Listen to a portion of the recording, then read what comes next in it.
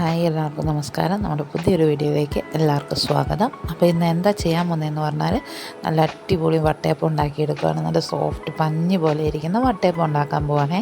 അപ്പോൾ നിങ്ങൾ ആദ്യമായിട്ടാണ് നമ്മുടെ ചാനലൊക്കെ കാണണമെങ്കിൽ ചാനലൊന്ന് സബ്സ്ക്രൈബ് ചെയ്യാനും വീഡിയോസൊക്കെ ലൈക്ക് ചെയ്യാനും ഷെയർ ചെയ്യാനും കമൻറ്റ് ചെയ്യാനൊന്നും മറക്കരുത്. അപ്പോൾ നമുക്ക് നേരെ വീഡിയോയിലേക്ക് പോകാം.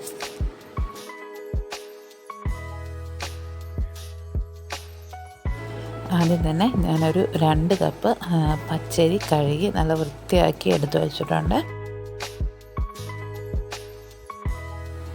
പിന്നെ നമ്മൾ ഒരു മുറി തേങ്ങയാണ് ചേർത്ത് കൊടുക്കുന്നത്. ഇനി നമ്മളിത് പുളിക്കാൻ ആവശ്യത്തിന് ഈസ്റ്റ് ചേർത്ത് കൊടുക്കുന്നുണ്ട്. ഒരു ടീസ്പൂൺ ഈസ്റ്റ് ചേർത്ത് കൊടുത്തിട്ടുണ്ട്.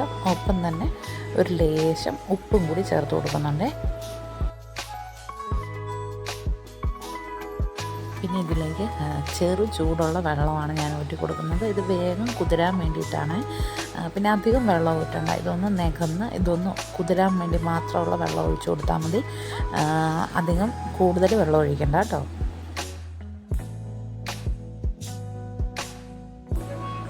ആവശ്യത്തിന് വെള്ളം ഒഴിച്ചു കൊടുത്ത് ഇനി നമുക്കിതൊന്ന് മൂടി വെച്ച് കൊടുക്കാം. 6 മുതൽ 8 മണിക്കൂർ വരെ വേണം ഇത് കുതിരാനായിട്ട്.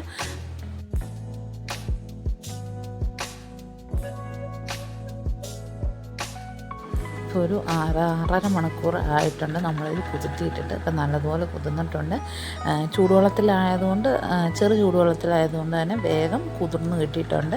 ഇനി നമുക്കിത് അരച്ചെടുക്കാം. അപ്പം ഞാൻ ഒരു മിക്സിയുടെ ജാർ എടുത്തിട്ടുണ്ട്. അതിലേക്ക് നമ്മൾ എടുത്തു വെച്ചിരിക്കുന്ന ഈ പച്ചരിയും ഈ തേങ്ങയെല്ലാം കൂടെ അതേപടി ഇട്ട് കൊടുക്കാം.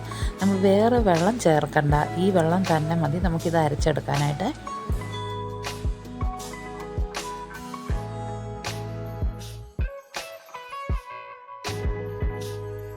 ഈ കുതിർക്കാൻ വെച്ച വെള്ളം തന്നെ ഊറ്റിയിട്ടാണ് നമ്മളിത് അരച്ചെടുക്കുന്നത്.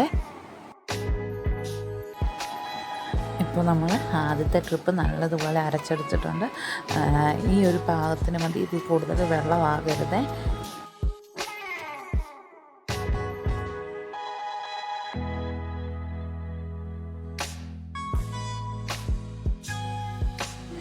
ബാക്കിയുള്ള അരി ഞാൻ അരച്ചെടുത്തിട്ടുണ്ട്. ഇനി ഇതിലേക്ക് തന്നെ നമുക്കൊരു 2 തവി ചോറ് ചേർത്ത് കൊടുക്കാം.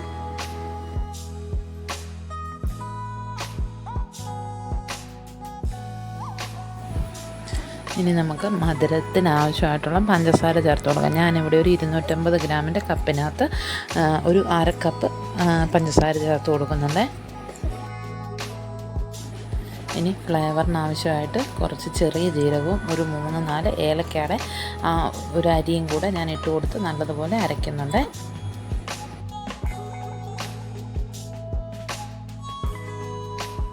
ഇപ്പം എല്ലാം അരച്ച് നമ്മളിതിലേക്ക് ഊറ്റി കൊടുത്തിട്ടുണ്ട്. ഇനി നമുക്ക് ഇതൊരു 1.5-2 മണിക്കൂർ പുളിക്കാനായിട്ട് വെച്ച് കൊടുക്കാം. ഇത് നല്ലതുപോലെ ഒന്ന് ഇളക്കി കൊടുക്കണേ.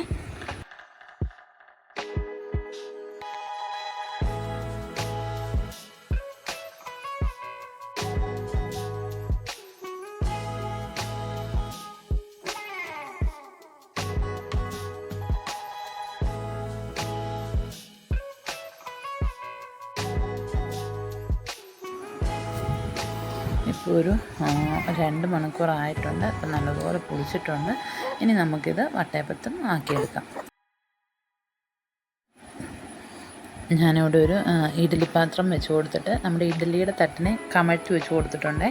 പിന്നെ ഒരു സ്റ്റീൽ പാത്രം എടുത്ത് അതിലേക്ക് നമ്മളാക്കി വെച്ചിരിക്കുന്ന മാവിനെ ഊറ്റി കൊടുക്കുക. ഒരു 1/2 ഭാഗം നമ്മൾ ഈ പാത്രത്തിൽ ഊറ്റി കൊടുക്കണം കേട്ടോ.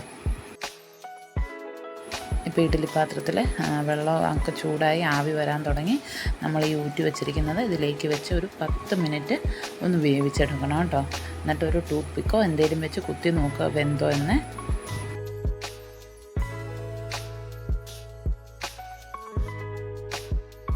അപ്പോൾ നമ്മുടെ ഒരു വട്ടയപ്പം ഇവിടെ റെഡി ആയിട്ടുണ്ട്. ഞാൻ ബാക്കിയുള്ളത് വേറെ ഒരു പാത്രത്തിലേക്കും കൂടെ വയ്ക്കുവാണ്.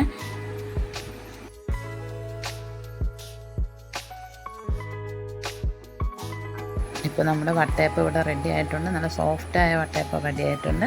അപ്പോൾ നിങ്ങളെല്ലാവരും ഒന്ന് വീട്ടിൽ ട്രൈ ചെയ്ത് നോക്കുക. വട്ടയപ്പത്തിൻ്റെ കൂടെ ഏറ്റവും വലിയ കോമ്പിനേഷൻ എന്ന് പറയുന്നത് ബീഫ് കറിയാണ്. അപ്പോൾ എല്ലാവരും ഒന്ന് ട്രൈ ചെയ്ത് നോക്കിയിട്ട് ഫീഡ്ബാക്ക് അറിയിക്കുക. ആദ്യമായിട്ട് നമ്മുടെ ചാനൽ കാണുന്നവർ ചാനലൊന്ന് സബ്സ്ക്രൈബ് ചെയ്യാനും വീഡിയോസൊക്കെ ലൈക്ക് ചെയ്യാനും ഷെയർ ചെയ്യാനും കമൻറ്റ് ചെയ്യാനൊന്നും മറക്കരുത്. അപ്പം നമുക്ക് അടുത്തൊരു വീഡിയോയിൽ കാണാവേ.